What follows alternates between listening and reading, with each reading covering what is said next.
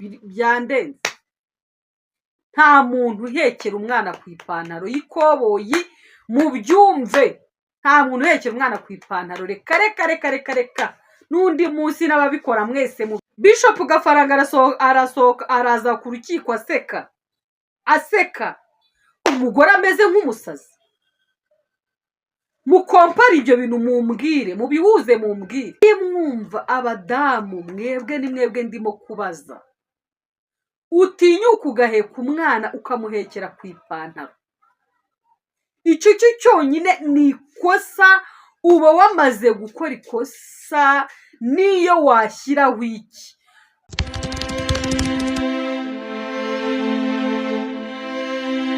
Nongeye kubasuhuza mbwe mukurikiye Dede TV show. Ndasuhuza abari Burasirazuba, Iburengerazuba, Amajyepfo, Amajyaruguru, impande enye zose z'igihugu cy'u Rwanda. Ngasuhuza abantu mutuye mu mujyi wa Kigali. Nkunda kubabwira maximum respect. So iyi Kigali irakaze, noneho birakaze, ntago bimeze neza. Sha ni hatari kweli, ni hatari kabisa. Amafaranga yarabuze, ibintu byinshi turi mu bibazo bitandukanye kabisa. Ariko hejuru ya byose hari Kristo. Hejuru ya byose hari Kristo wanesheje. Hari Kristo wanesheje urupfu. Hari Kristo urenze. Rero ndashimira umuntu wese ukora subscribe kuri Dede TV show. Umuntu wese ukora subscribe kuri Dede TV show ndamushimiye cyane. Hanyuma utarayikora please kora subscribe guys. Kora subscribe, nta kintu bitwaye my dear, nta kintu bitwaye, ntacyo. So uyu munsi ngiye kuvuga akanya gato kuko ndimo ndajya ku kazi. Mwa bantu mwe, umuntu aba agomba gukora ibintu byose nk'uko bisabwa. Ugomba gukora akazi twaba 2 cyangwa 3 twose ukadukora neza kandi mu gihe cyatwo. So niyo mpamvu nje ngo tuvugeho akantu gato ubundi njye ku kazi. Ejo ngiye kubona mbone kuri mbuga nkoranyambaga harimo haracaraho video ya Neti Murava. Mwababyeyi mwe, video ya Neti Murava ahetse umwana.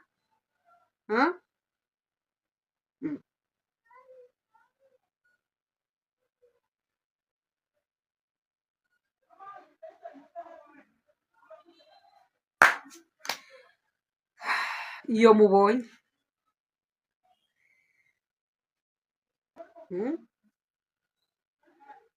nk'abantu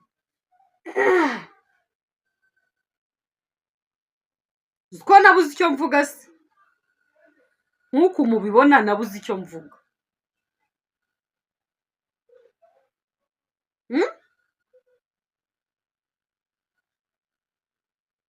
Ejo nibwo nemeye yuko Neti Murava afite depression yindi irenze.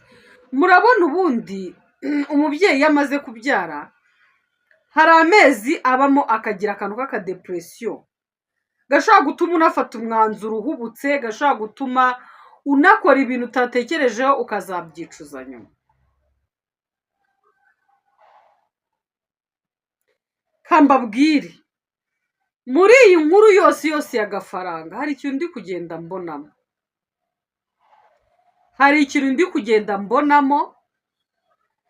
Hari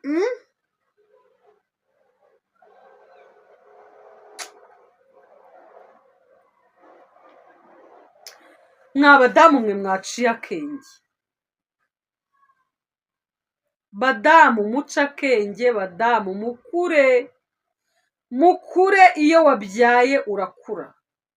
Urumva ibintu byose nabuze ukuntu mbivuga. Iyo wabyaye urakura mwabadamu. Ndacyavuga no mundi style kuri content yanjye yo kuvuga ku ngo n'uburyo ingo imyitwarire yazo ibimeze. I know ko udashobora kubikunda cyangwa se ukanabikunda kimwe muri byo. Ariko mu bintu ngiye kuvugamo ibintu bibiri.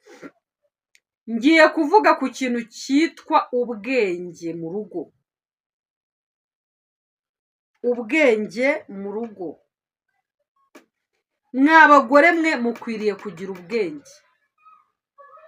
Mwa badamu mwe wowe wahisemo kujya kubaka urugo, menya yuko ari izindi nshingano ziremereye wakiriye kandi ugomba gukora neza. Mumbwize ukuri, mumfashe kumva ibi bintu, mbashe kubyumva, mbashe kubyumva neza. Gute we mudamu ujya mu rubanza uri kuburanamo n'umugabo wawe mwasezeranye, ukagenda uhetse umwana wambaye ariko se wambaye ipantaro, wambaye umupira, uhetse umwana ushyizeho agashuka?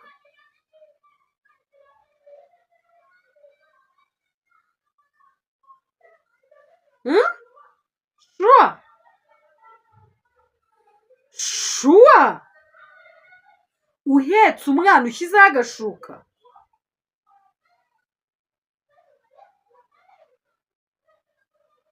Shuwa mu by'ukuri n'ubu ngubu sindabyumva, sindiyumvisha ukuntu musigaye mwumva. Abadamu mwebwe ni mwebwe ndimo kubaza. Utinyuka ugaheka umwana ukamuhekera ku ipantaro. Icyo cyo cyonyine ni ikosa, uba wamaze gukora ikosa. Niyo washyiraho iki, ushobora kwambara ipantaro ukambara umupira, warangiza ugaheka umwana imbere, kwa kundi umuheka muri porte bebe imbere yawe. Murabizi ko akenshi izo porte bebe zibaho, ukamuhekera imbere. Ariko se gufata umwana ukamuheka mu mugongo wambaye ipantaro nta bitenge ugira? Ubundi umubyeyi mwiza wiyubashye aheka umwana yakenyeye igitenge, yambaye iribaya. Niko bimeze. You guys mujye mureka gukora ibintu bihabanye, bitajyanye. Uzi ko Annette yari ameze ku rukiko nk'indushyi, yari ameze nk'umuntu. Mana yanjye, iriya shusho sinshaka kuyumva, sindimo ndayishyikira. Umuhanzi wacu twemera ugeraho umera nk'umuntu wasaze,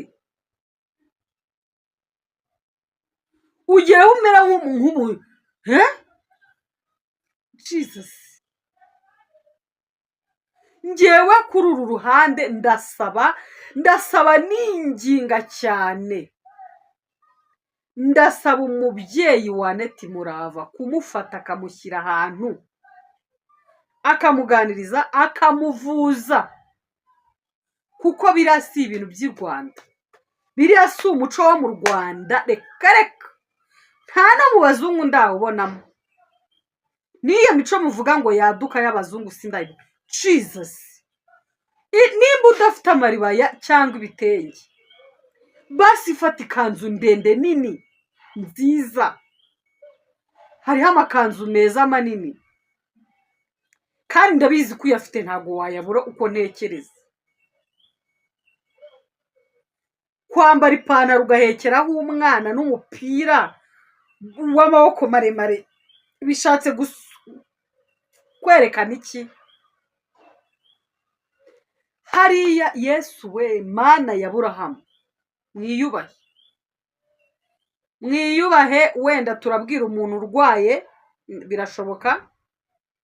birashoboka ko twaba turi kubwira umuntu urwaye, kandi umuntu urwaye ntabwo ashobora kumva ikintu murimo kuvuga, kuko nyine aba yabikoze kubera uko abyumva. Ariko ngewe ndasaba ahangaha, nimba mpuruza, niba bigeza gute, ndahuruza umuryango wa Annette Murava, baba ababyeyi be nimba bafite, baba famiye ye ya hafi, mufate Murava mujyane kwa muganga, abanza akire depression afite. abanza akiri ihungabana afite. Ikindi mumwiteho cyane, mumwiteho pe. Bishop Gafaranga arasohoka araza ku rukiko aseka umugore ameze nk'umusazi. Mukompara ibyo bintu mumbwire, mubihuze mumbwire, muhuze abo bantu mumbwire ukuntu umwe asohoka muri gereza aje kuburana akaza aseka, undi akamera nk'umusazi hanze kandi ari hanze. Aha hantu hakeneyemo ikintu cyiza kinini, kandi hakeneyemo ikintu kinini, sibyo? Gikenewemo pe, gikenewemo kuganirizwa kwa Murava. Mumuganirize abantu mumbabarire, ndabinginze kubw'imbabazi z'Imana, nimugira amahirwe mukabona ino, cyangwa se ningira amahirwe mukabona ino video yanjye, ndabinginze mwakabyarana. Murava aracyari mutoya, ntago akwiye gusara gutya. Mana we, mbega ishusho mbi, mbega isura ibishye, mbega isura ibishye kubona Murava ahetse umwana ku ipantaro y'ikoboyi n'umupira ahekeyeho umwana.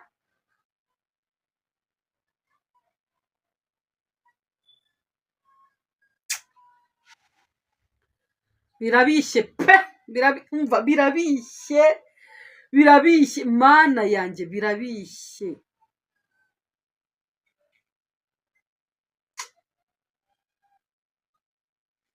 Ngiye ntababeshye no kubivugaho byananiye. Ubu mubona ndi kuvuga ibi bintu bimeze gutya, byananiye, byandenze. Nta muntu uhekera umwana ku ipantaro y'ikoboyi, mubyumve.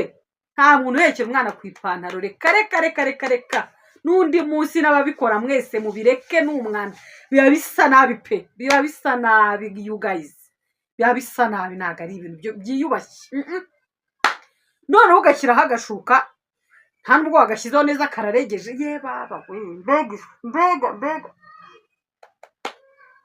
Guys, ngiye ku kazi, mwirirweho, Imana ibaha umugisha. Ariko badamu, musubire ku muco, musubire ku kwiyubaha kwiza, sibyo? Musubire ku kwiyubaha kwiza. Erega mayi, iyo usa neza nta muntu ugucishamo ijisho. Mwabaye muti? Uzi ko iyo usa neza nta muntu ukunyuzamo ijisho? Iyo usa neza nta muntu umenya ibyawe. Iyo usa neza nta muntu uri gucisha. Reka ahantu hose baba babona ukomeye iyo usa neza. Okay, buri muntu wese agira uko ahitamo, ariko ngiye nabigaye. Umva ko ntajya ngaya, umva ko njya nza ngasigiriza ibintu, nabigaye pe. Ntago biryoshye na gato. So Imana ibaha umugisha, abamuri hafi mumugira inama.